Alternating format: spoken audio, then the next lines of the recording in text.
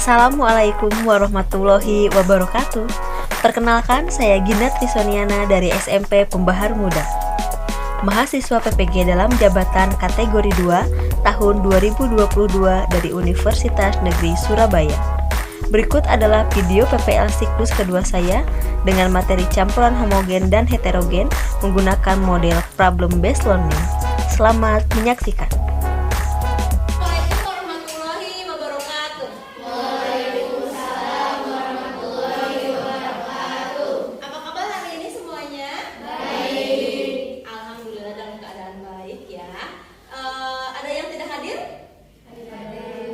Hadir semuanya. Baik, sebelum kita memulai pembelajaran hari ini, Miss Gina akan meminta Fahmi untuk memimpin doa teman-temannya. Sebelum mulai pelajaran, kita mulai berdoa selesai. Oke. Sebelum Miss Gina akan melanjutkan pembelajaran hari ini, kita ada pre-test dulu atau tes sebelum pembelajaran. Sudah dikirimkan linknya di grup kelasnya, silahkan dibuka linknya dan dikerjakan. Waktunya sudah habis teman-teman, kita sudahi dulu ya waktu untuk pretest. Soal pretestnya susah nggak? Susah. Oke, nggak apa-apa ya kalau susah. Kita akan bahas pembelajaran kali ini tentang soal yang ditanyakan di pretestnya. Nah, sebelumnya Miss Gina ada pertanyaan, ini beberapa pertanyaan untuk mengingatkan materi sebelumnya. Materi apa ya yang kita pelajari pada pertemuan sebelumnya? Tentang apa? Tentang suhu. Tentang suhu. Nah, sebelumnya kita sudah belajar di bab suhu. Hari ini kita akan menginjak bab baru ya. Kalian pernah nggak punya noda di di pakaian kalian? Pernah. Noda apa biasanya? Noda saus. Kita punya tujuan pembelajaran dulu nih yang akan kita capai bareng-bareng di pertemuan kali ini. Siapa yang mau membacakan tujuan pembelajarannya? Boleh, Fahmi silahkan. Pembelajaran 1. Peserta didik mampu menunjukkan dua pembeda campuran homogen dan heterogen. Oke, terima kasih kepada Fahmi yang sudah membacakan tujuan pembelajaran kita hari ini. Jadi ada 4 tujuan pembelajaran yang harus kita semua capai di pertemuan. Ada beberapa aspek penilaian yang akan dinilai pada pertemuan ini. Ada sikap, kemudian ada pengetahuan dan juga keterampilan. Ada yang tanyakan dulu di penilaiannya? Cukup jelas. Coba kita semua cermati apa nih yang ada di gambar di depan. Noda apa yang biasa ada pada pakaian kalian? Ada saus yang tadi, apalagi ada kecap. Betul. Nah, biasanya kalian ketika membersihkan noda nih, ketika nyuci, suka kan nyuci, dibantuin ibunya di rumah? Suka. Biasanya ngebersihinnya pakai apa kalian? Deterjen. Pakai deterjen. Kemudian mungkin direndam pakai deterjen, deterjennya banyak. Miss Gina akan membagikan dulu lembar kerjanya 3 dan juga kelompok 4. Silakan kalian baca bareng-bareng ilustrasi masalah yang ada di LKPD-nya. Nah, di ilustrasi masalah itu tentang apa tuh? Ada bacaan tentang apa? Tentang noda pada pakaian. Kemudian ada apa lagi informasi yang bisa kita baca di sini? Cara membersihkan. Cara membersihkan kata Fahmi. Cara membersihkannya pakai apa katanya? Seperti Yang biasanya digunakan. bisa digunakan deterjen. Deterjen. Seperti dicampurkan air cuka, citron atau pasta jeruk nipis. Kalau misalnya di sini terlihat katanya biasanya pakai deterjen. Ternyata kalau misalnya pakai deterjen banyak itu efektif enggak? Kurang efektif. Ada pertanyaan yang muncul di benak kalian? Silahkan. Boleh, Dewi? Bagaimana cara membersihkan noda pada pakaian? Oke, ini ada di kelompok 2, ada Aisyah. Kelompok 2. Apakah memasukkan noda pada pakaian dapat menggunakan air cuka, citron, dan jeruk nipis? Nah, ada lagi? Oke, ini di kelompok 3 ada Puinsya. Bolehkah membersihkan noda menggunakan deterjen? Nah, kalau misalnya ngebersihinnya pakai deterjen, boleh. Ini Zalfa. Deterjen dengan zat yang bersifat asam dalam membersihkan pakaian. Nah, Zalfa di kelompok 4 merangkum pertanyaan teman tadi kan teman-temannya bertanya katanya menggunakan sitrus, kemudian menggunakan campuran air cuka, juga campuran jeruk nipis.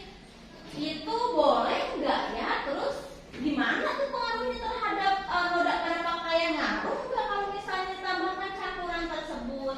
Sebentar, Bu Gina Miss Gina akan menuliskan dulu. Mari kita cermati bareng-bareng. Pertanyaannya ada 4 ya, dari mulai kelompok 1 sampai kelompok 4 nih di pertanyaannya.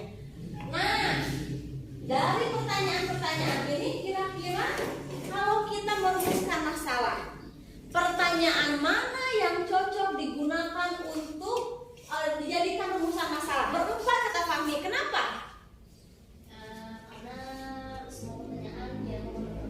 Karena semua pertanyaan teman-temannya bisa dirangkum oleh pertanyaan nomor 4. Tadi kalau kita mau melakukan penyelidikan ada variabel terikat, apalagi bebas dan kontrol. Kalau misalnya tadi kita menggunakan pertanyaan dari kelompok 4, kira-kira variabel terikatnya apa? Variabel terikatnya apa ya? Variabel terikatnya apa? Yang kita cari apa? Masalahnya ini ya, bagaimana pengaruh campuran deterjen dengan zat yang bersifat asam? Tadi kita menggunakan sitrus, perasan jeruk nipis, juga air cuka dalam membersihkan noda. Nodanya kita pakai noda tinta ya. Variabel bebasnya ada cuka, sitrus, jeruk nipis. Variabel terikatnya ada kebersihan noda pakaian, dan variabel kontrolnya ada deterjen, air, dan juga waktu. Campuran deterjen dengan cuka paling efektif membersihkan noda tinta. Penyelidikan hari ini dengan judul menyelidiki efektivitas berbagai campuran dalam menghilangkan noda membandel pada pakaian. Nodanya kita menggunakan noda tinta. Baik, sebelum kita akan memulai kegiatannya, Miss Gina akan meminta perwakilan kelompok untuk membawa alat dan bahan praktikum ke depan. Ininya diambil? Ya, kelompok 3. Kelompok 3 nih, Delta, Delta, dan Tesan. Miss Gina sudah memberikan checklist alat, ya, checklist alat. Baca. Rumusan masalahnya yang tadi ya, boleh dituliskan rumusan masalah. Untuk hipotesisnya kita pakai yang tadi ya. Ini kelompoknya Fahmi.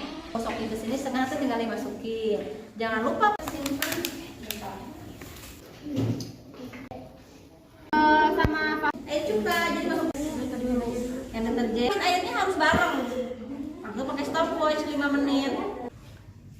Ya. Kenapa?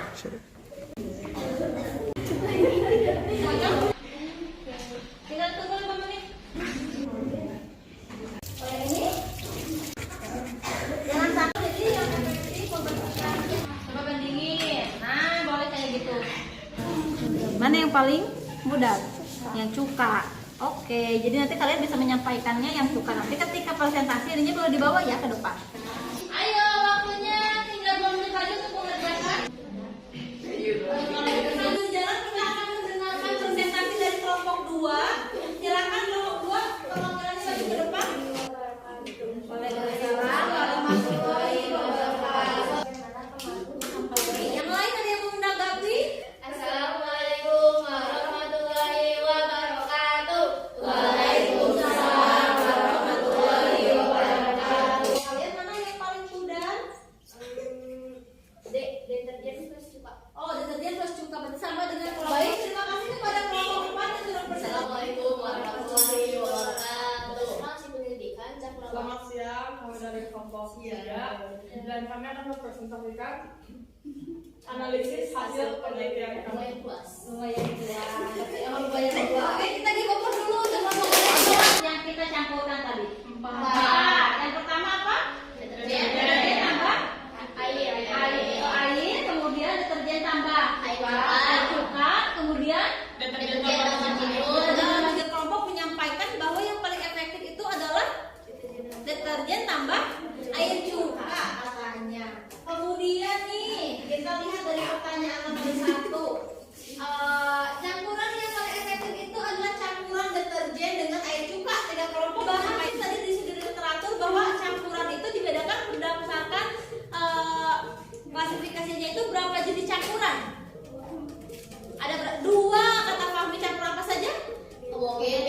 dan heterogen. Homogen itu contohnya apa kalau dalam penelitian tadi kita?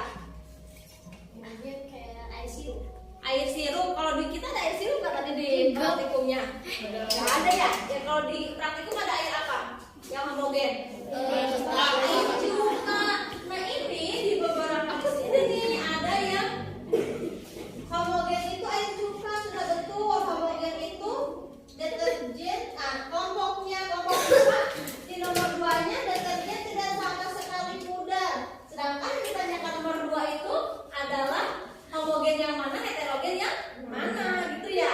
Kemudian kenapa ditanyakan kenapa disebutkan homogen heterogen? Homogen itu cirinya apa? Campuran homogen? Tercampur dengan sempurna. Contohnya tadi air cuka katanya yang homogen. Ketika kita lihat air cuka, kita bisa melihat gak asamnya itu berasal dari mana? Kelihatan nggak? Enggak, semuanya jernih, semuanya terlihat dengan baik. Lalu nih, kalau yang heterogen apa aja tadi? Situ ditambahkan deterjen, kemudian deterjen kemudian ada juga jeruk nipis. Ya, jeruk nipis kalian pernah? Jeruk nipis kelihatan kenapa heterogen jeruk nipis?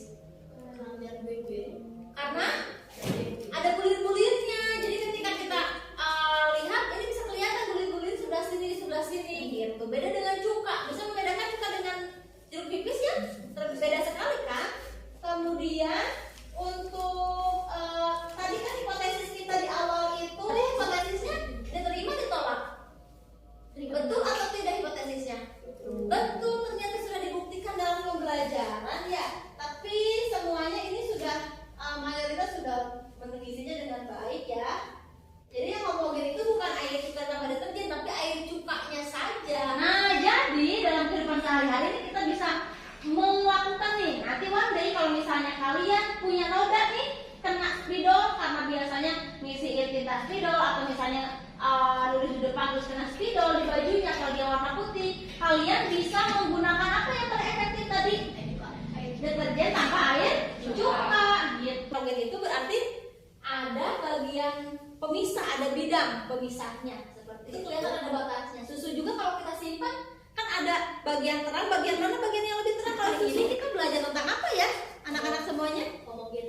Nah hari ini kita belajar tentang ciri-ciri larutan yang homogen dan heterogen. Kalian paling senang pas ngapain hari ini?